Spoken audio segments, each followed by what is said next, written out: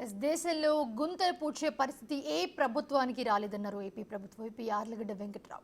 గత ప్రభుత్వం అవగాహన లేని మంత్రులను నియమించడం వల్లే ఇలాంటి పరిస్థితి ఏర్పడిందని ఎద్దేవా చేశారు ఆయన.